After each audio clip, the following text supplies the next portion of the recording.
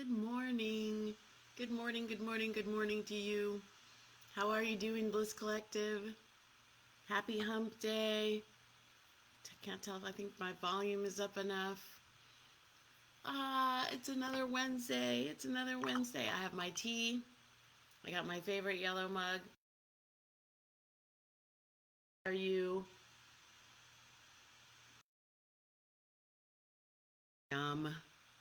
I started a new thing.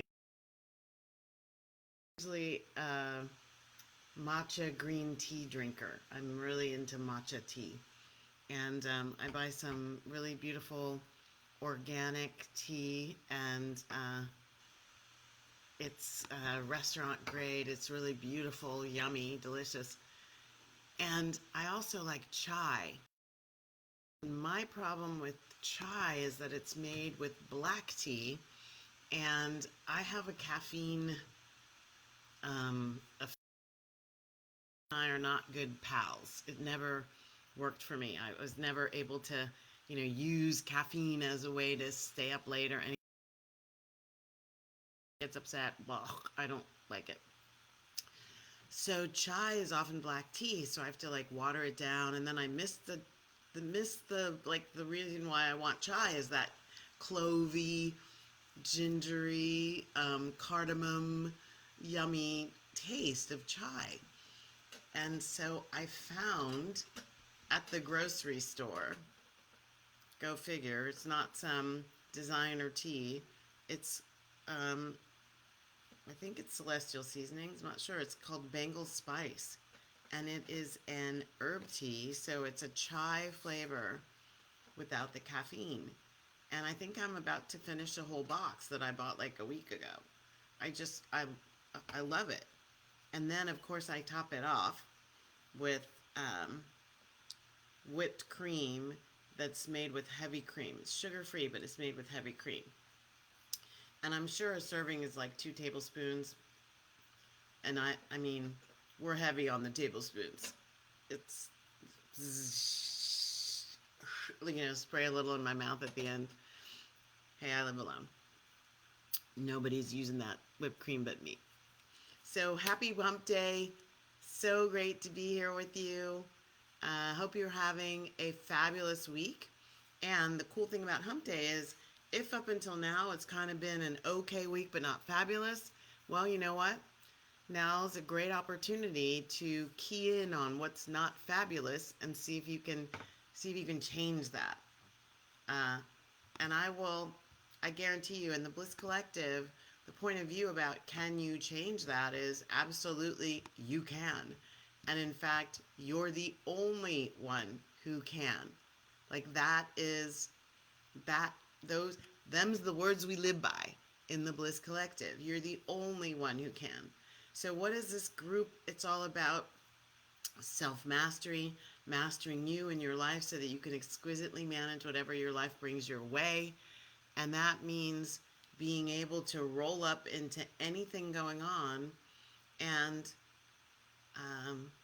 bring your light to it, apply your brilliance to it, and create something different, a different experience for you, as you, from you, to you, and here's most important, about you. The situations, the circumstances, the experiences, the relationships in our lives are really gifts to us to manage ourselves in a high vibe way. So today's Hump Day Happy Chat is called By What Rules Do You Play? By what rules do you play? And, because I have to be grammatically correct. Otherwise it would say, what rules do you play by? So this whole idea, it's like a double entendre. It's a double entendre. What rules are you playing? Oh, by the way, double entendre, it's a word or phrase that has two interpretations. And back in the day, I don't know that this is always true now. It's certainly not true for me or of me. People often use them to cover up sexual innuendo in their conversation. So double entendre was like a wink, wink, say no more kind of thing. That's dating me.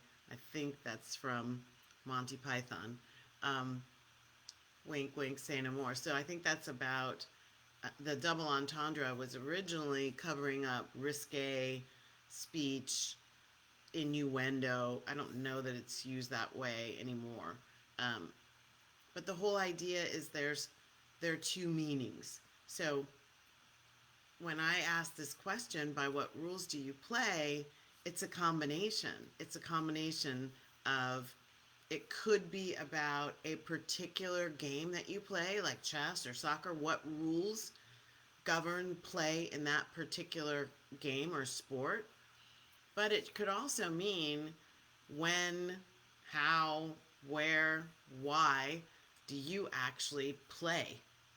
The bigger, capital PLAY, like in general, play. Like, what are your rules? And the reason this is really prominently present for me right now is because I was issued a challenge by a mentor of mine named Ryan.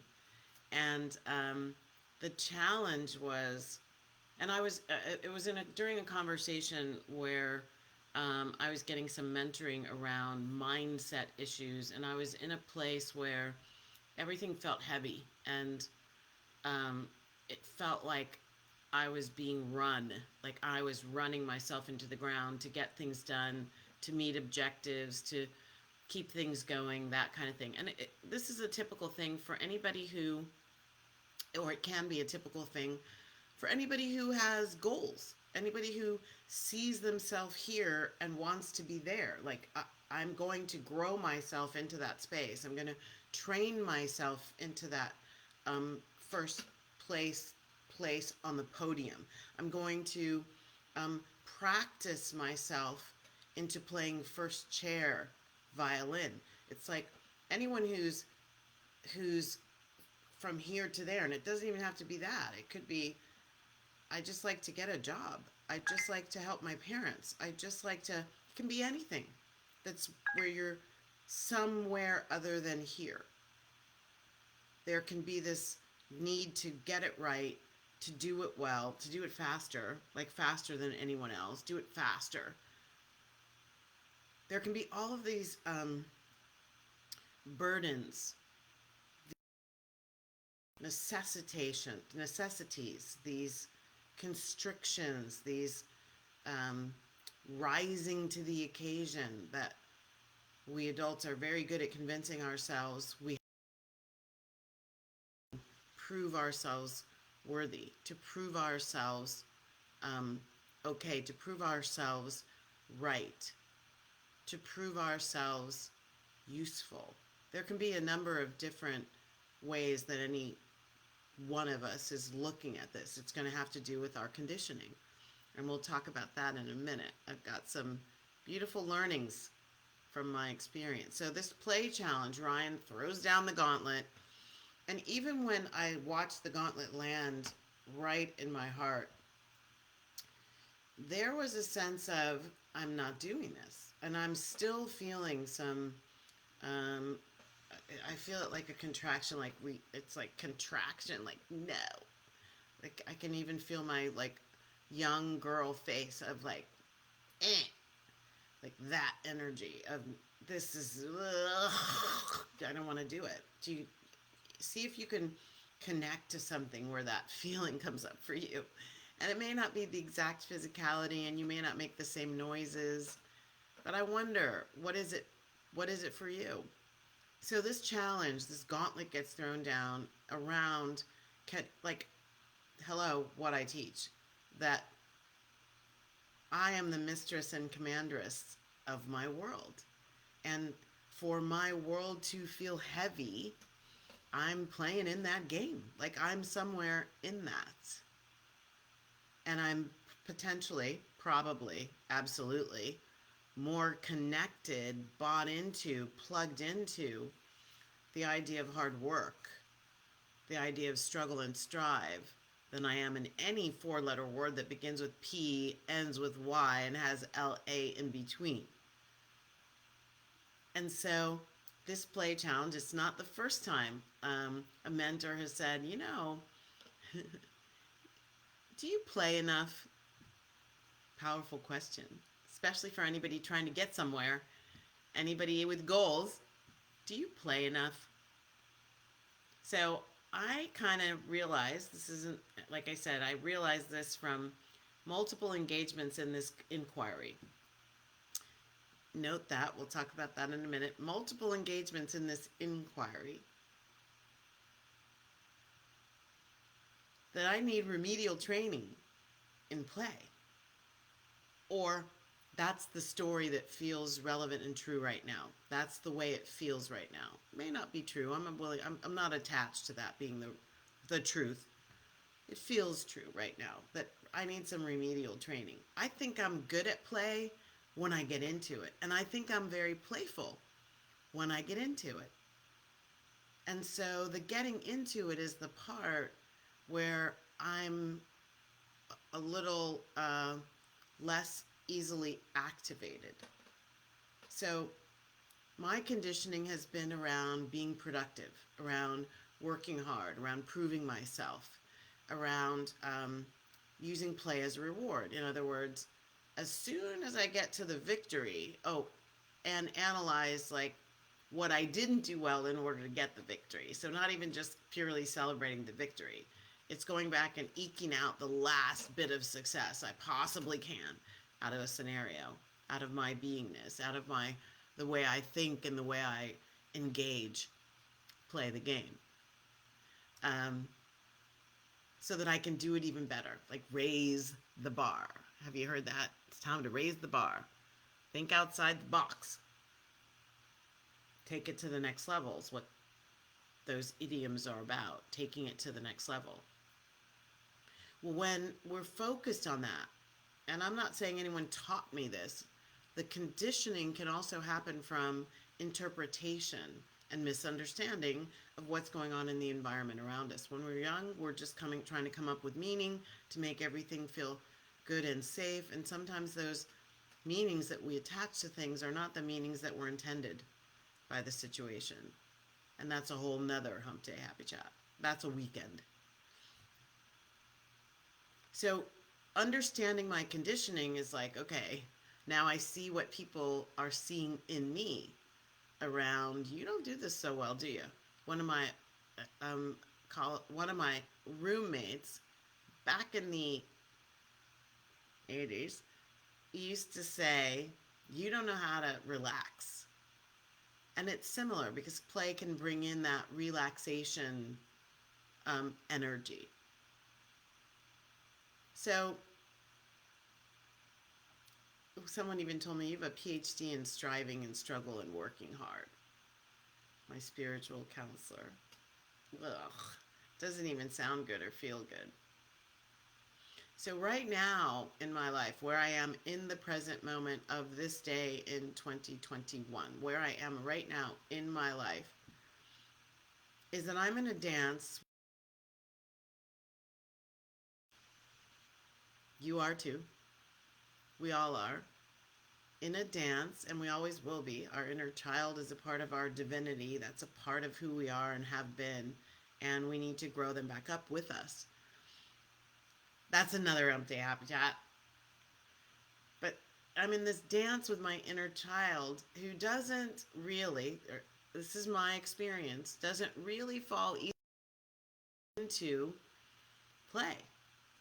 Even when there's a conscious commitment that that's exactly what I'm here to do. That's exactly what I want to do. That's exactly what I teach. So I'm a woman who has a certification in laughter yoga because I love to laugh and I love laughter yoga. It's about as playful as I can get in a kind of a structured environment around what it is that we're doing.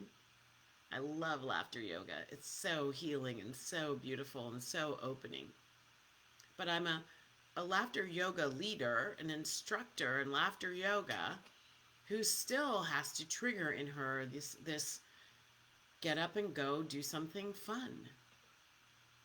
And I'm grateful that I am a fun person once I light the fuse. It's getting the fuse lit. And I notice as I do an inventory, as I play in this inquiry, as I dance with the inquiry of, it's not why is it so hard for me to play, but what's the upside available to me when I play more?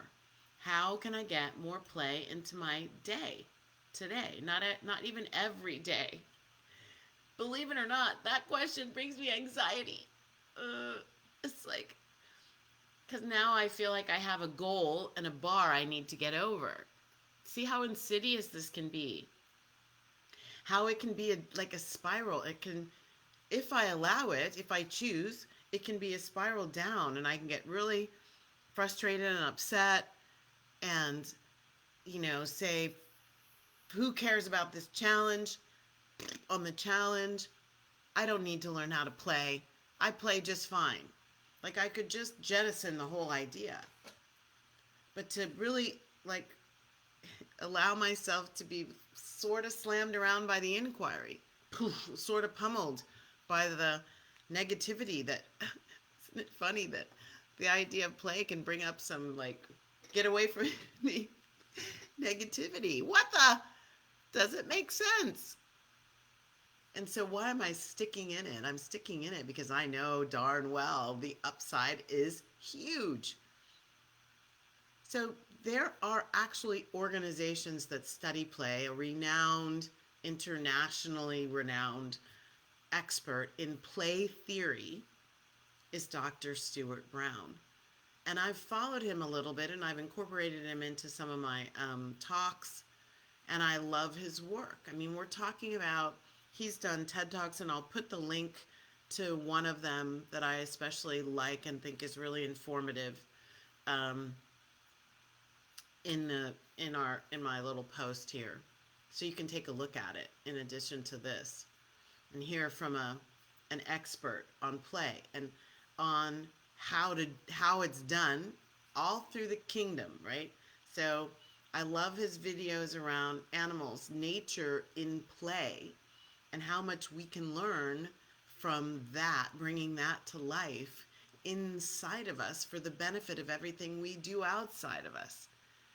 To bring play into the experience and the expression of life. And I do talk about this expression, to embed play into the expressive nature that we are, in order to allow us to dance in whatever those constructs are in our lives, whether that be called something called work, responsibility. I had chores, making allowance, earning money, proving self. Like, the whole idea of gamification is around, can we take something that may feel arduous and heavy and make it fun by introducing something associated with the idea of play. So Dr. Brown is a pioneer in research, not in gamification research, but play research. That he holds, and his data suggests, that roughhousing, flirtation, humor, games, fantasy, that those are all about unleashing the true brilliance that we are, to maximize the brilliance that we are, that can be applied at any given moment to any situation. Talk about self-mastery, that we can express the brilliance that we are more better. We can express it more better when we have a healthy relationship with the player in us, the trickster, the joker. What are the archetypes of play? And that's something that I'll be looking at for myself. But he talks about some studies that he's done where he actually did play histories. So he interviews people, captures their play histories, catalogs this quantitatively, and then looks at the quantitative data. And he talks about his interactions with, like, in one particular case, he talks about a mass murderer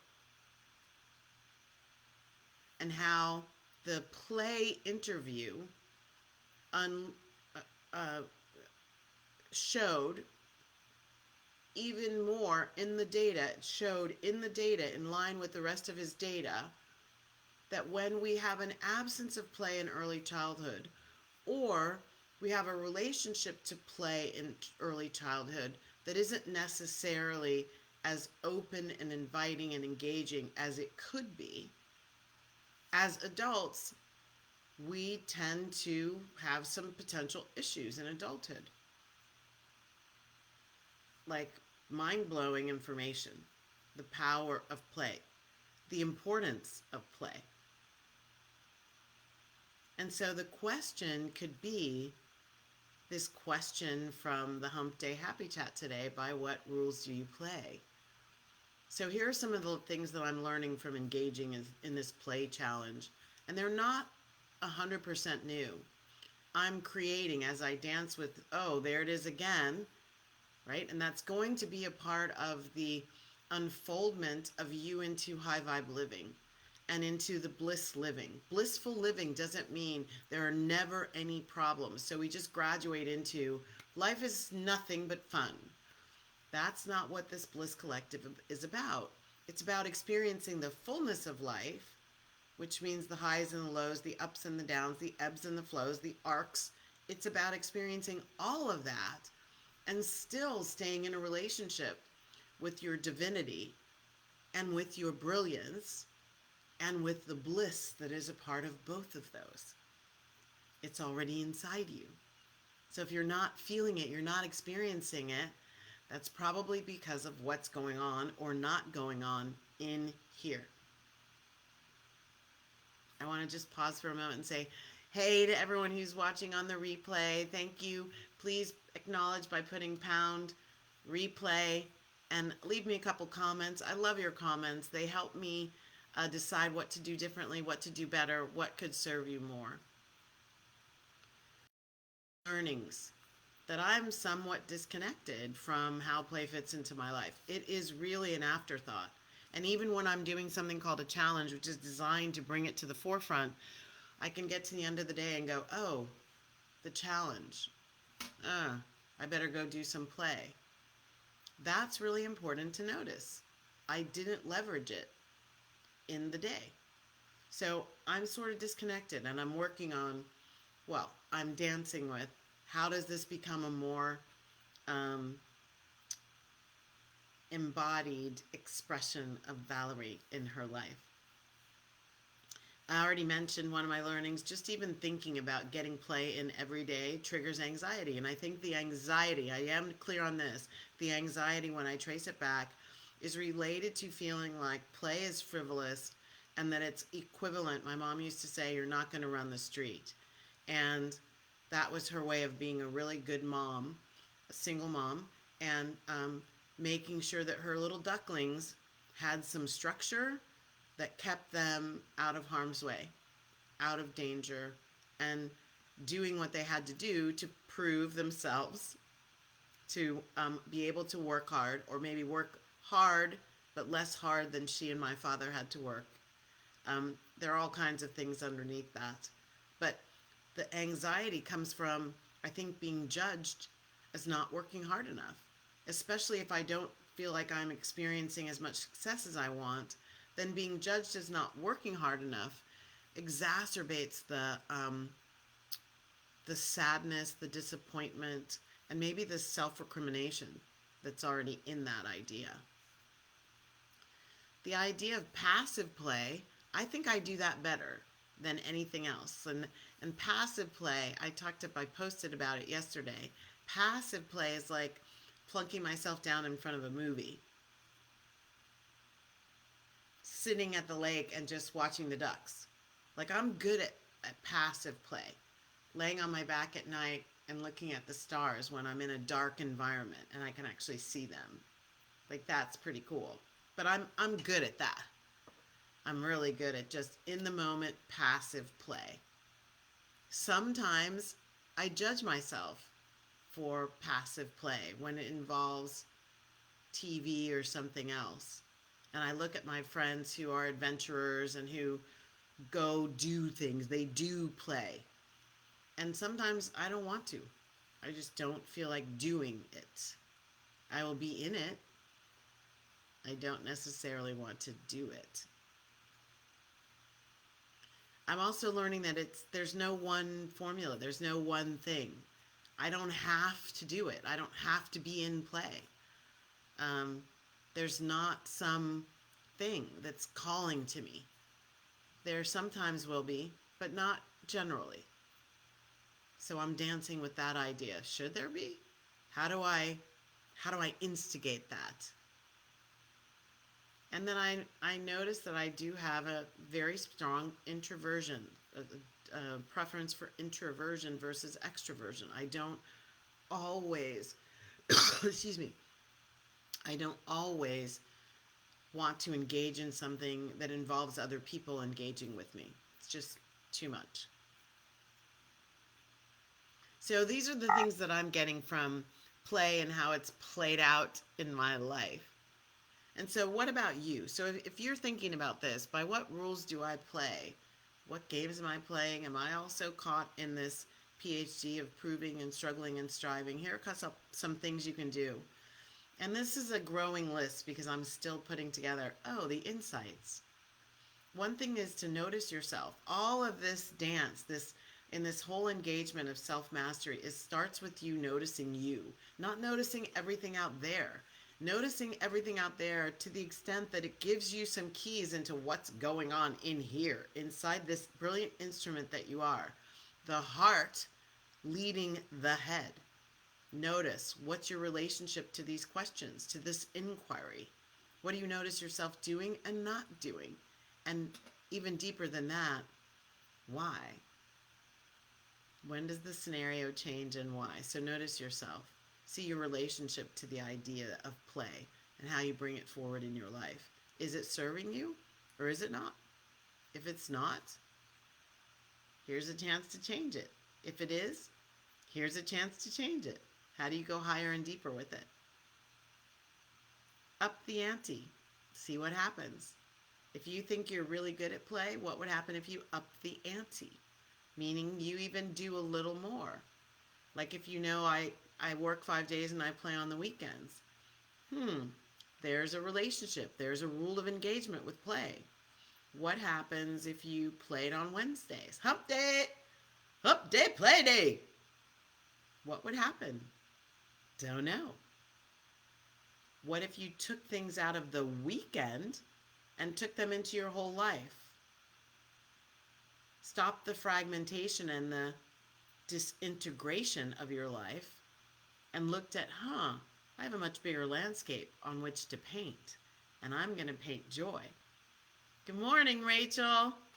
It's good to see you here, my friend. Thank you for joining our collective. Spread your beautiful energy.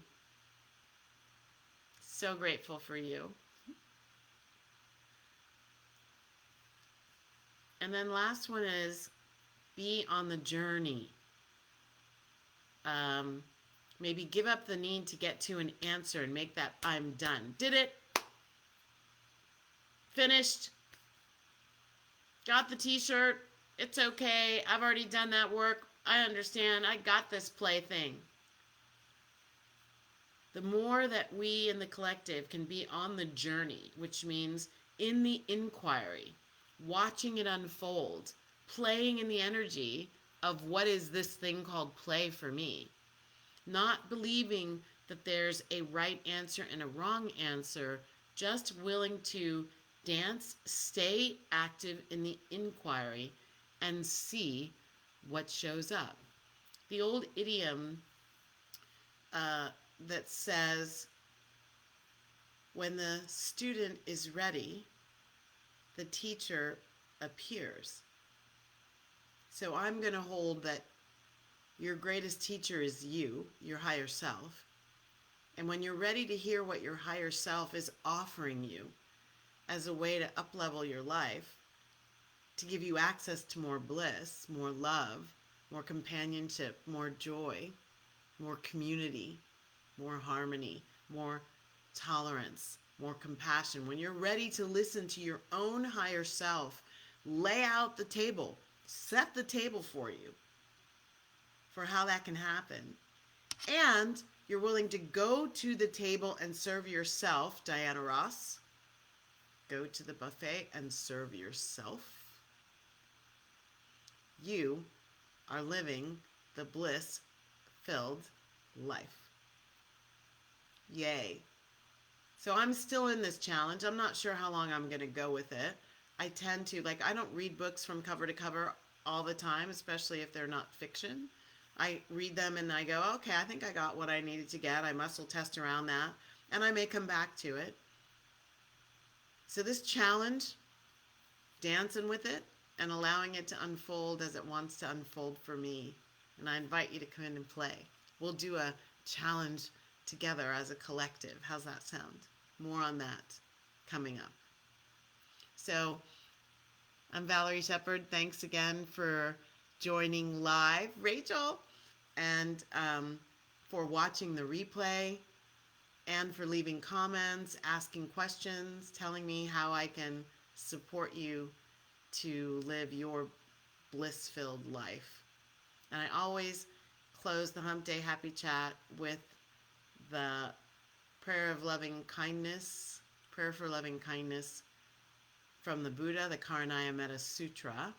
And it goes like this: may all beings be peaceful. May all beings be safe. I can feel some call to send that energy to the conflict in Israel right now. Whew. That is a big wave. May all beings be safe. May all beings be happy. May all beings awaken to the light of their true nature, that divinity that you are, where your bliss is always waiting for you. And may all beings be free. Emotional freedom, letting go of the past, allowing the present to rule.